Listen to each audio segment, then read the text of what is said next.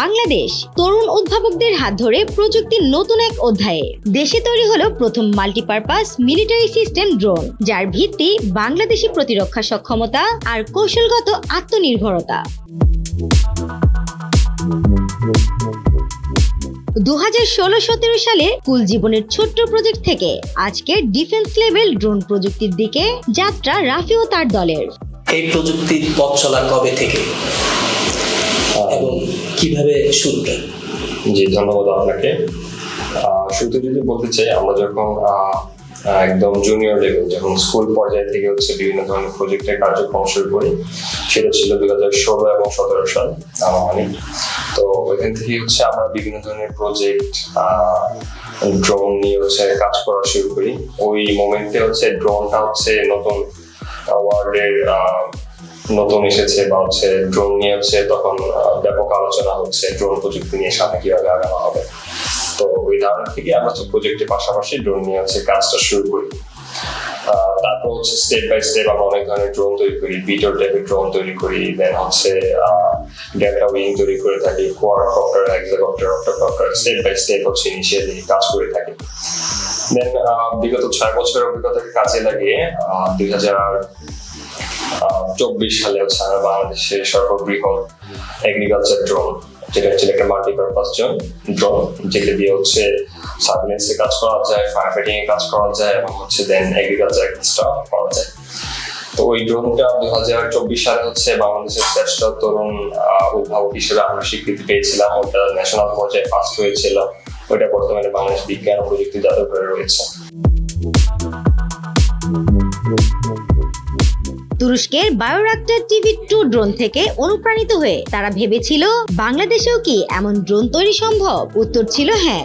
এর পরবর্তী সময়ে আমরা যেহেতু সব ধরনের ড্রোন নিয়ে কাজ করেছি, চিন্তা ভাবনা করলাম যে আর কোন টাইপের ড্রোনটা বাকি রয়েছে। দেন দেখলাম যে বাংলাদেশ মিলিটারি বায়োরাক্টর থেকে TV-2 ড্রোন কিনছে।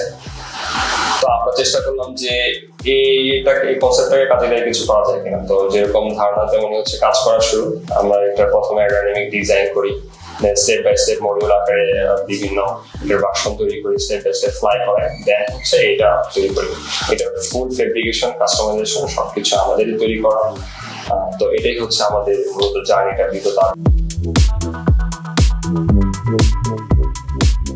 Glass fibre body, 40,000 metre range, নিজস্ব সেন্সর, ক্যামেরা ও কন্ট্রোলার, সবকিছু দেশেই তৈরি। এই ড্রোন নজরদারি, রিকন ও কৌশলগত মিশনে পারদর্শী। এটা আমাদের ইনিশিয়ালি তৈরি করা আমরা বলতে পারি ফার্স্ট জেন অথবা সেকেন্ড জেনারেশনে বর্তমানে রয়েছে। যদিও আমরা এটাকে অ্যারোডাইনামিক শেপটা এরকম ভাবে দিয়েছি যেন ইন ফিউচারে আমরা এটাকে স্টিলথ টেকনোলজির কাছাকাছি নিয়ে যেতে পারি, যেটা হবে থার্ড জেনারেশন অথবা ফোর্থ জেনারেশনের ড্রোন। এটার প্রযুক্তিগত দিকটা এটা ফুল গ্লাস ফাইবার ম্যাটেরিয়াল তৈরি। এটা অ্যারাউন্ড 40,000 মিটার রেঞ্জের ভিতরে যে কোনো ধরনের অপারেশন সে করতে পারে। এটার নিচে আপনার যে ক্যামেরা মডেল দেখতে পাচ্ছেন, এটা আমাদের নিজেদের ডিজাইন করা, সেন্সর ইমপ্লিমেন্ট আমাদেরই করা। এটা 6 কেজি পেলোড নিয়েছে, সে ফ্লাই করতে পারে। 2টা ইউনিট 3 কেজি করে আমাদের ডেভেলপ করা কিছু মিসাইল সিস্টেম রয়েছে, যেটাকে কাইন্ড অফ মিসাইলের মেকানিজমটা সেখানে আমরা ইমপ্লিমেন্ট করেছি, সেটা নিয়ে সে ফ্লাই করতে পারে। Return to launch, dual article vertical take off and landing. এই ড্রোন ভবিষ্যতের স্টিলথ প্রযুক্তির জন্য প্রস্তুত। এটাতে কিছু অ্যাডভান্স ফিচার রয়েছে, ডুয়েল আর্টিকেল সিস্টেম রয়েছে, এটা আমাদের ডেভেলপ করা। দেন এটা রিটার্ন টু লঞ্চ করতে পারে, মানে RTL মোডে, যেখান থেকে সে টেক অফ করেছে ঠিক সেখানেই সে এক্সিট পয়েন্টে সে ল্যান্ড করতে পারে। ইতিমধ্যে ভার্টিক্যাল টেক অফ সফলভাবে সম্পন্ন হয়েছে। এখন শুধু অপেক্ষা সিভিল এভিয়েশনের অনুমতির। এই ড্রোনের ক্ষেত্রে পরীক্ষামূলক পদ্ধতি আমরা প্রথমে এটার কয়েকটা প্রোটোটাইপ তৈরি করি, যেটাতে ফুল ফাংশনাল মেকানিজমটা কাজ করছে কিনা সেটা আমরা টেস্ট করি। এটার 2টা ভার্সন ছিল, একটা ডেল্টা উইং ছিল, দেন ফিক্সড উইং ছিল। দুটার কার্যক্রম সম্পন্ন করার পর দেন আমরা এটাকে তৈরি করি। এটাকে আমরা ভার্টিক্যালি টেক অফ করিয়েছি। টেক অফ করে কিছু প্যারামিটার্স টেস্ট করেছি, কিছু বিষয়াদি এখানে রয়েছে, সেগুলো আমরা ডেটাগুলো নিয়েছি, দেখলাম যে না ঠিক আছে, আমরা যেরকম প্ল্যানিং করেছি ঠিক ওইভাবে সেটা আগাচ্ছে। ভার্টিক্যালি টেক অফ করছেন, ভার্টিক্যালি ল্যান্ডিং করার পসিবিলিটিটা পাচ্ছেন কিনা? ভার্টিক্যালি টেক অফ করেছে সে খুব নিখুঁতভাবে, যেহেতু এখানে আমরা প্রথমে বললাম ডুয়েল আর্টিকেল সিস্টেম রয়েছে, সে ভার্টিক্যালি খুব স্মুথভাবে টেক অফ করলো এবং দেন হচ্ছে একটা নির্দিষ্ট হাইটে যাওয়ার পর আমরা এটাকে ভার্টিক্যালি আবার ল্যান্ড করিয়েছি, কিন্তু ওইভাবে হচ্ছে প্লেন মোডে এখন পর্যন্ত ফ্লাই দেয়নি। ফ্লাই না দেওয়ার পিছনে কিছু আমাদের বাধ্যবাধকতা রয়েছে। সেটা কি ধরনের বাধ্যবাধকতা? সেটা হচ্ছে এটার আরও কিছু টেস্ট রয়েছে এবং হচ্ছে এভিয়েশন থেকে কিছু ধরনের পারমিশন রয়েছে, সেই পারমিশনগুলো এবং আমাদের কিছু কার্যক্রম রয়েছে, এগুলো সম্পন্ন হয়ে গেলে এটা আশা করি যে হচ্ছে ফুল ফেজের ভিডিও আপনারা সবাই দেখতে পাবেন। রাফির নেতৃত্বে তৈরি হয়েছে এর মেকানিক্যাল ও অ্যারোডাইনামিক ডিজাইন, সফটওয়্যার ও পাওয়ার সিস্টেমেও শতভাগ দেশীয় উদ্ভাবন। 9 থেকে 10 লাখ টাকায় তৈরি একটি ইউনিট, যেখানে বিদেশি বিকল্পগুলোর দাম তার চেয়ে 10 গুণ বেশি। এই প্রযুক্তি রপ্তানি করাও সম্ভব। আমাদের এই ড্রোনটি তৈরি করতে আমরা 9 থেকে 10 লক্ষ টাকা খরচ করেছি। এখন আপনি যদি কম্পেয়ার করতে যান দেশের বাইরের ড্রোনগুলো কেমন প্রাইস, এর 10 গুণের হচ্ছে বেশি প্রাইস রয়েছে এক একটি ড্রোনের। তো বাংলাদেশ সরকার যদি হচ্ছে একসাথে 1000টি ড্রোন নিয়ে আসতে চায়, ওই ক্ষেত্রে ব্যাপক দেখা যাবে আমাদের বৈদেশিক মুদ্রা দেশের বাইরে চলে যাচ্ছে। তবে আমরা যদি চাই এই 1000 ড্রোন 10 ভাগের 1 ভাগ টাকা খরচ করে দেশে উৎপাদন করা সম্ভব এবং দেশের বৈদেশিক মুদ্রা বাড়বে, রিজার্ভ বাড়বে।